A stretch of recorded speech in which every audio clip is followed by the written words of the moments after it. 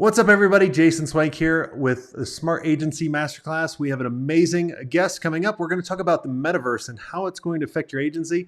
Also, if I can get him to tell us a couple little strategies that worked for him of how he built a $50 million agency. You've heard it right. So let's go ahead and jump into the episode.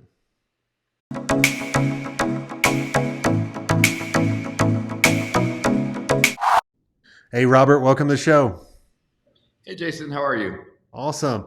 I'm excited to have you on. So tell us who you are and what does your agency do? Yeah, absolutely. Thank you. So my name is Robert Henderson. I'm the co-founder and CEO of JumpCrew. Been honored to spend the last sort of 5.5, 6 years building this business. We, we certainly agencies is a broad term, and some of the things that we do fit into that category. But we really play in the space of demand generation for B2B customers, and so businesses that say come to us and say we need to get more customers more quickly. We deliver a full funnel strategy, which is to say, how do we build more awareness about your business and products? How do we convert that to driving more leads for your business? And then ultimately, how do we actually transact on your behalf, whether that transaction is actually getting somebody to make a purchase or a qualified opportunity for us to throw over the fence to whoever we're working with. That's what we do, and it's been really exciting. We've gotten the opportunity to work with an amazing group of partners, and it's just been a really great adventure thus far. Fantastic. How did you start your business? Is it just like you always had plans to do this? Were you an accidental agency owner? It's a good question. A lot of our team worked together in our previous company called Local Vox, and that was a software company, and we learned the power of content marketing through that business. The whole goal of the business was to automate or help automate content marketing for local businesses. So we created a platform that allowed them to publish content from one screen across the entire web through all social, their own websites, their own emails, and so on and so forth. And that adventure, 5 years that we spent doing that, really taught me the power of creating content at the very top of the funnel. And then, like most businesses, you learn from the marketplace exactly what the market needs, and you row in the market's direction. So interestingly, started out the business just only on the content side, only on the creating awareness for businesses side. Business leaders came back to us and said, this content's great, and anecdotally we see that it really helps our brand look good, and we really love what you guys are doing, but we don't think we're driving any leads because of this content. And so we then went and created a lead product, said, okay, well, we'll convert the content into a media distribution strategy, and then we'll use that media distribution strategy to drive new inbound leads for your business. And then the business leaders 6 months later came back to us and said, oh, we love the leads that you guys are driving. We love the volume that you guys are driving, but we really want more customers. We really want more closed deals. And then we created a product that would actually field those leads and convert them to customers. And each step seemed quite obvious at the time that we were doing it. And so we really just took the market's feedback and ran with it. That's awesome. Now let's kind of jump into why people are listening and educate me a little bit on this. So the metaverse, how is this? My son plays Minecraft and buys all these stupid skins, and he's always like, can I have $5 to do this? I'm like, really? Like, this is the dumbest thing ever. Same. So tell us, how is this going to affect us now and in the future for, marketing? Yeah. I think one of the most interesting things about people or ourselves as people is that sometimes our sense of time and change is not things happen probably faster than most of us give credit for because we're sitting in the moment while it's happening. Sometimes we don't do a good enough job at like hindsight. So you think about this medium that we're on right now, a podcast. I mean, how long ago was the oldest podcast around for? And then, how many of them were there when the oldest one was around? And so if I answer my own question, I'd say like 10 years ago, very few people ever I know, I didn't show up for a podcast. Now today, fast forward only 10 years, hundreds of millions of people show up every single day to listen to podcasts. And so we don't give the mediums, I think, the credit they deserve for the rapid growth that they're about to face, and sometimes it's just a snowball effect. So, how does that convert into the metaverse? It's like, well, if you remember, 25 years ago, or even just 20 years ago, the idea of you and I talking on a video chat would just seem completely foreign to any of us. In fact, we probably couldn't completely imagine it 15 years ago. And now today it happens more than in-person meetings do.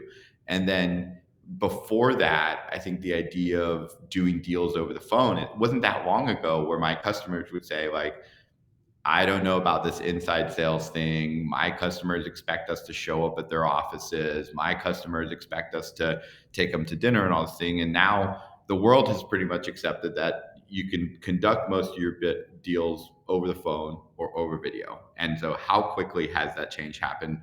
I would say it's happened in the last decade. We fast forward to the next decade. All of a sudden, when we think about the next decade, it doesn't seem very far away. At least to me, it's like one decade from now. I don't. My son will be 16. It's not. It's still pretty relatively close. But the mediums in which we communicate and transact will probably be completely different, and to the extent that we may not be able to imagine it all the way right now. And so, I think where the metaverse plays into that is that, in my mind, there's a very high probability that instead of you and I sitting here having this exact same conversation, we will be doing this in the metaverse, and we'll likely be inviting other people to come in and chat with us in this virtual environment at a global scale, because it is so flexible that we would be able to do that. And I think it's going to be a lot more real than most people expect it to be. And I'm personally excited for all those things, but that's what I think the change that's coming will be like. So 2 years ago, I got my son the Oculus Rift, right? And playing those games, and they love it. I love it. Hell, I used to have a whole VR headset just for racing. That was really pretty cool. And I kind of do see it. And thanks so much for explaining kind of the progression of the podcast, because we've been doing the podcast for 8 years. And I remember when someone goes, hey, you should do a podcast. And I remember the only podcast I ever watched at that time was I watched it. And I was like, dude, this is stupid. I'll never watch a podcast. And that's what I thought it was. And he was like, hey, dummy, it's over iTunes. And so I was like, oh, I can extract out the audio? And he's like, yeah, idiot. And so it changed the trajectory of everything that we do. And now everyone has a podcast. All the celebrities have a podcast, so they can kind of control it. So are you saying, like, the metaverse, like, how will it affect? I know it will affect our communication. And, I've saw some of Meta's or Facebook's, keynote on, like, Mark talking about, you'll be able to buy these shirts, like, for the metaverse and that kind of stuff. So how will it affect us marketing agencies, not just how we communicate, but what opportunities should agencies be on the lookout for? So also another, analogy that I could make. And before I make the analogy, I wanted to say the adoption of these mediums comes with the technology infrastructure to support them properly. And so your setup right now for this podcast is supported so well by the technology that makes it easy for you to do and make it easy for me to do, that the fact that it's not clunky enables us to do it hopefully well, right? And so what's always interesting is the usage versus the ability for the technology to support that usage. And the technology can be built very quickly behind the adoption. And so at this point, it really has a lot to do with when do we start adopting it, right? When does it go outside of being a game for our kids? As we start adopting it, the technology, the infrastructure will follow our adoption, or vice versa, whichever way it works. So I just wanted to mention that as sort of being an interesting point, I think.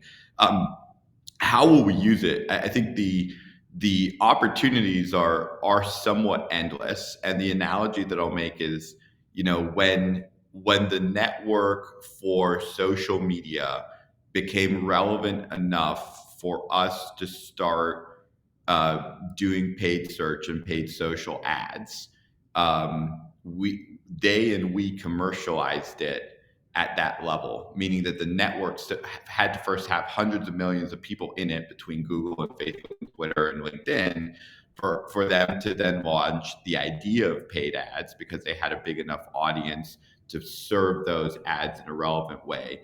And ultimately, because the product worked, the market poured billions of dollars into those ideas. And so I think how will we use it depends a lot on how big the network is.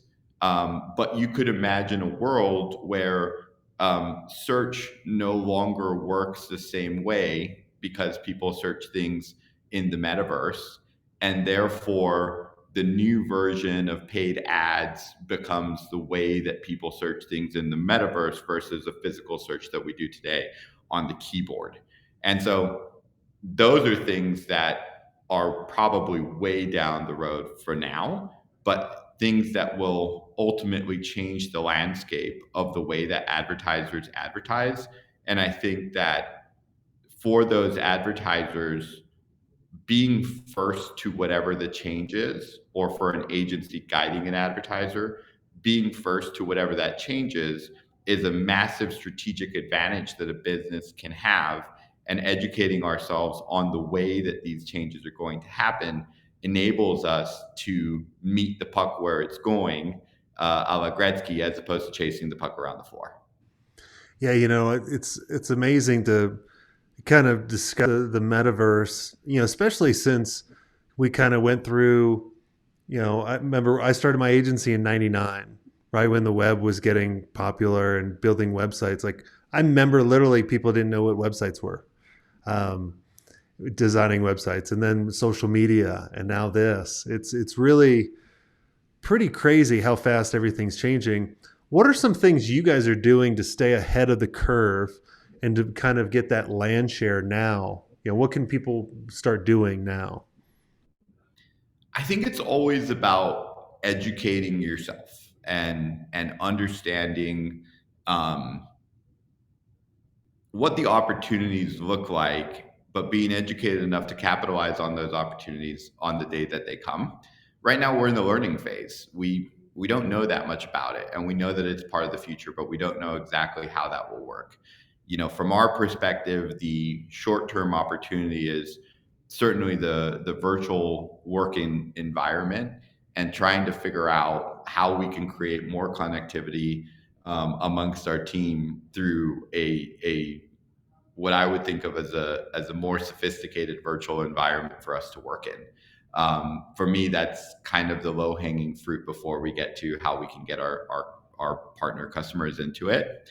But I would really say right now it's an education thing. It's understanding that this is the future, being aware of it, and then capitalizing on it when the technology becomes more commercialized so that we as businesses can use it.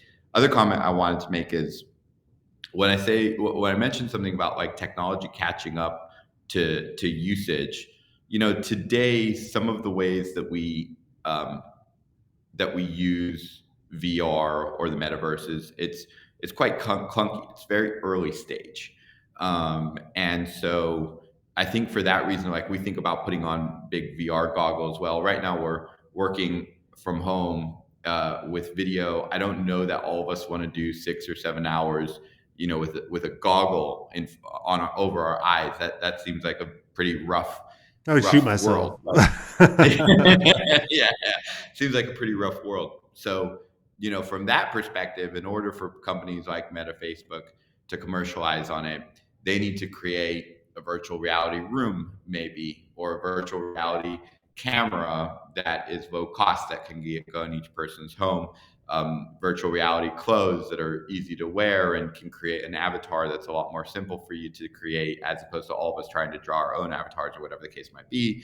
Or maybe it's a pair of sunglasses versus a goggle, and all of these things, or is the marketplace of usage to use it enough that companies are incented to create products that allow us to use it in the most efficient manner. And that's the sort of education that we're really deep into, just understanding it. I almost see it as almost like a hologram. Like if it was a hologram on the desk that you could kind of engage, kind of like in Star Wars, right?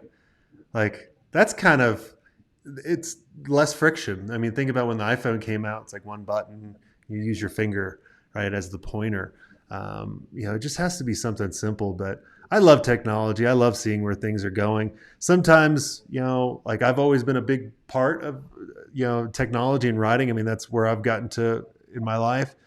But sometimes I kind of turn into an old fart. I'm like, God, I hope I'm out by the time this comes out. Like, I'll just sit on the mountain.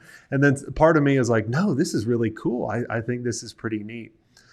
Um, Switching focus, because I know everyone's going to be like, well, Jason, you got to ask him, how did he build this big agency? And what's the time frame? Like, what were the stages that you went through? Switching now that we've educated them, go educate yourself on the metaverse now. Educate us of how you built such a successful agency. Yeah. I think everything starts out with the concept of delivering value. I think a lot of people spend a lot of their time kind of interested in like the kind of like tricks of of how they're going to do something. And I mean, at the there's end of not the a day, silver bullet. yeah, yeah. At the end of the day, there's no silver bullet. I feel like generally a lot of companies in either the agency or customer or lead gen space, they shy away a lot from where the rubber meets the road, which is how do I get you new customers? And I really embrace that and lean into it. So if you're a business and you're coming to me because you want new customers, I think like saying, well, let me sell you this, SEO thing that you might not be able to track back to new customers, or let me sell you this content thing, or let me sell you this design thing, or let me sell you this branding thing. If you're not aligned with what the customer wants, I think eventually it just turns into um, a really tough equation. And so one of the things that we've really focused on is how to deliver actual value that aligns with exactly what they're looking to do, and how to be brave enough to turn down the revenue or turn down the customers when we feel that we can't actually align with their end goals, whether that's because we don't think that their product is ready to go to market quite yet, or because it might not be in the wheelhouse of something that we know a lot about, or whatever the reason might be. I think just being brave enough to be candid about what the good fits are and really well aligned is something that's really hard to do, but something that we try to hold ourselves accountable to. But the biggest and most important thing I think about growing a successful business is really partnering with the right people. Every business, I don't care what it does, is about people at the end of the day. And when you're able to foster, I think, an environment of humility where all of us are subject matter experts in specific things, but we don't know everything, and we certainly don't know everything about everything. And if you partner with the people that are subject matter experts and they can tell you more about a specific thing than you know as a leader, I think you put your business in a position to be really successful, because you don't need to know everything and you don't need to have anyone that knows everything. You just have to have people that are really good at executing on what they know. Yeah, it's amazing. A lot of people don't focus on selling the result and making sure, like if you sell the result, making sure you're able to deliver that. Now, thinking of like, I remember, as I was growing, the first agency and then growing the second agency with this team, we've gone through many phases, right? Like, like let's say one phase is just breaking the million, the other phase is breaking the 8-figure mark, the other phase is breaking the 9-figure mark. And in between, there's a no man's land where you're like, do I push forward? Do I go back? Just because you're like, your profit starts going down. What were some of the phases that you guys went through? Yeah, the one that comes to mind, I'll start from the beginning, but definitely awkward teenage phase was a really interesting one. You just said, should we proceed or should we pull back, and who do we really want to be? And I remember that one um, vividly because there was a lot of things that were working really well for us. And then there were a lot of things that we just did awkwardly and we didn't know why they were awkward. And we just didn't really have the right infrastructure to support them at the next stage. And we didn't have all the right people in the right seats. And that was an interesting one. You know, I think as a business grows, there needs to be an acknowledgement for being in the right place at the right time.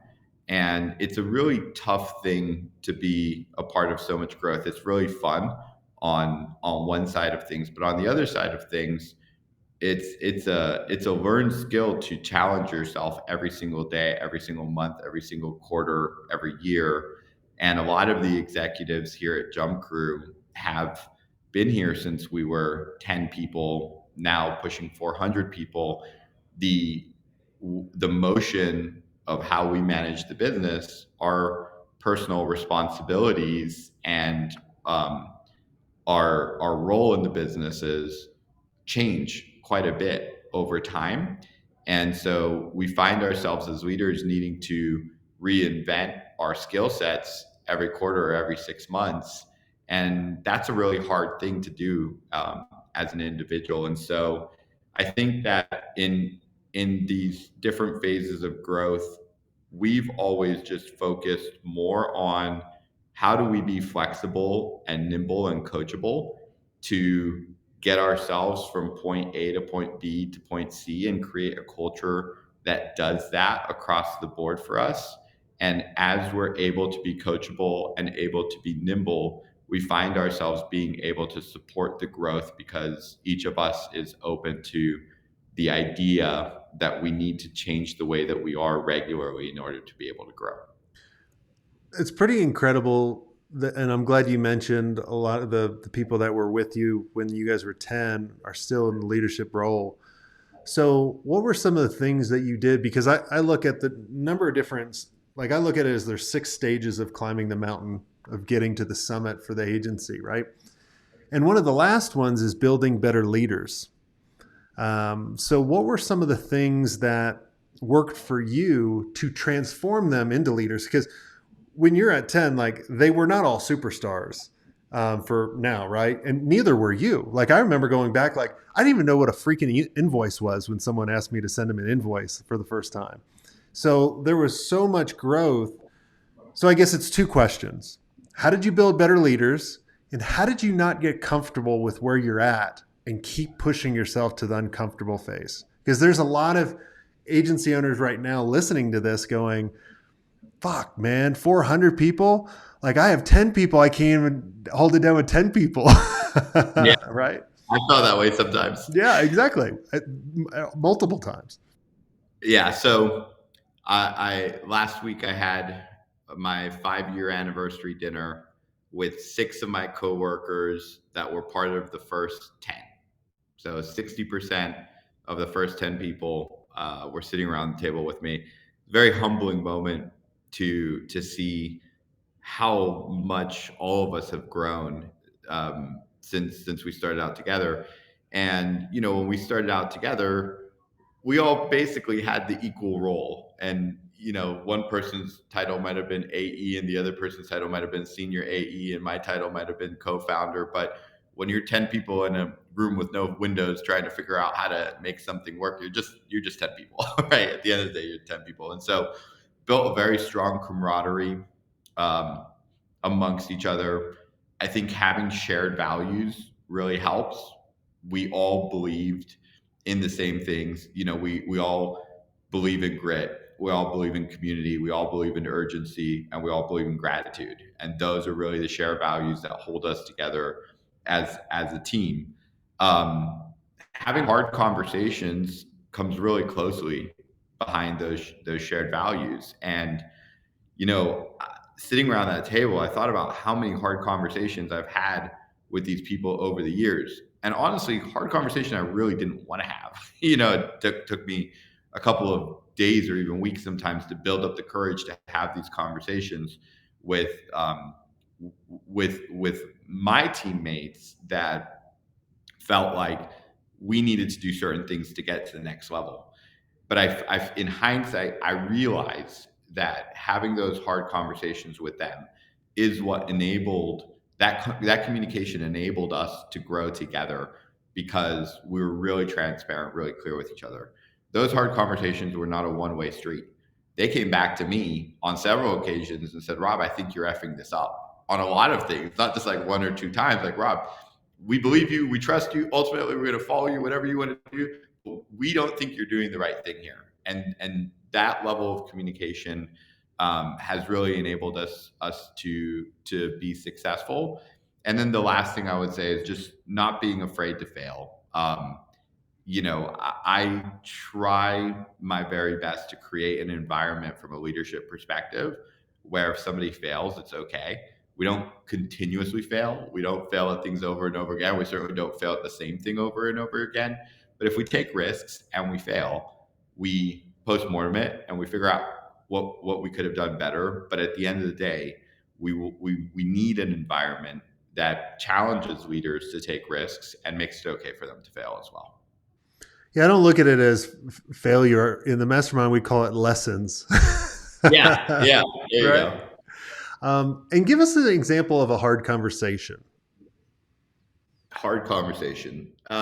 Like one that took you a couple weeks to build up to.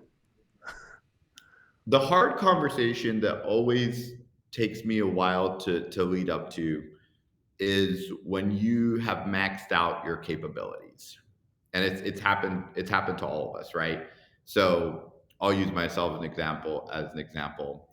I think I maxed out my capabilities as a finance guy like 2 years ago, where my spreadsheets, my models, my understanding of accounting, understanding of gap and revenue recognition hit a point where I wasn't going to get a lot better at it. And I had to start relying on other people to educate and inform me and be that subject matter expert that I talked about earlier, who is better at it than me.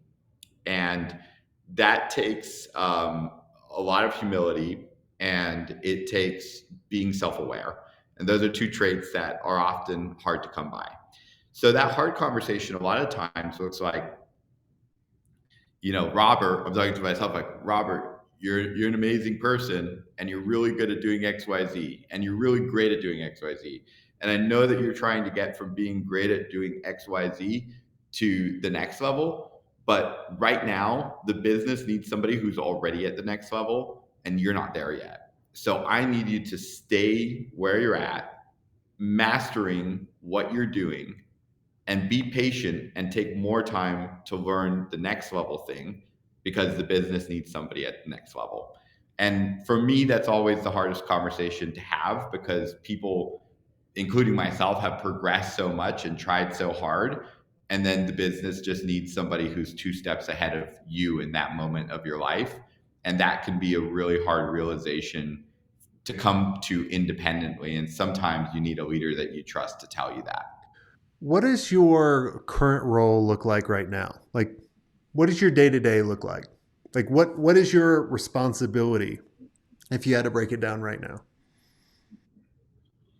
I would call myself a chief advisor officer. I'm blessed with an incredible team that has things under control generally, and none of us really ever have everything under control, but generally.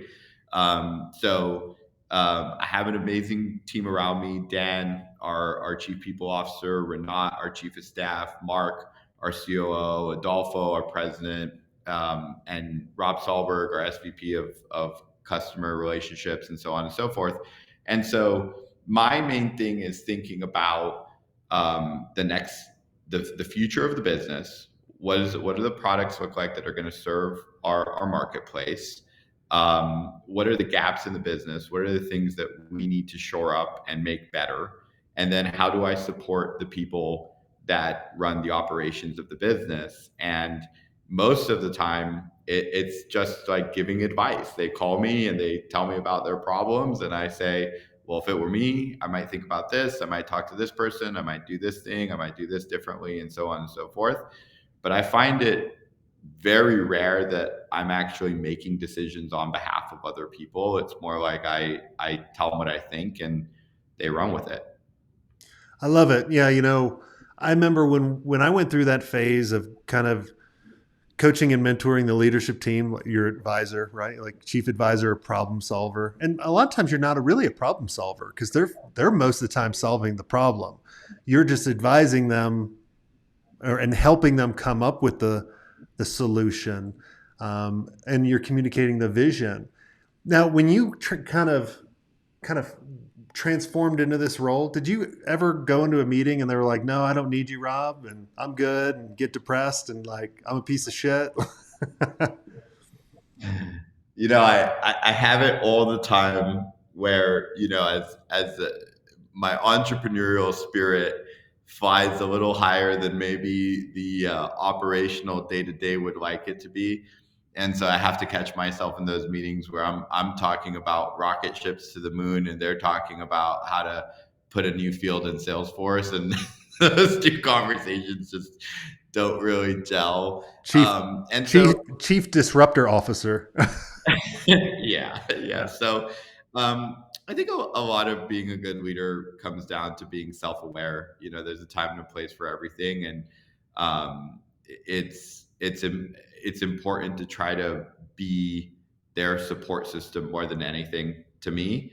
And so ultimately, I'm trying to match their energy, and if they really feel like they're needing my advice, I give it as much as I can. And then if it feels like they're not as into it, then I back out a little bit. And then, ultimately also try to be the guardrails. So not let anything go too far to the right, or not let anything go too far to the left, and just try to keep us all going down the middle. I love it. Well, thanks so much for coming on the show. I loved what you were talking about with the metaverse and then building this massive company. I wish you guys huge success going forward. What's the agency's website so everyone can go check out?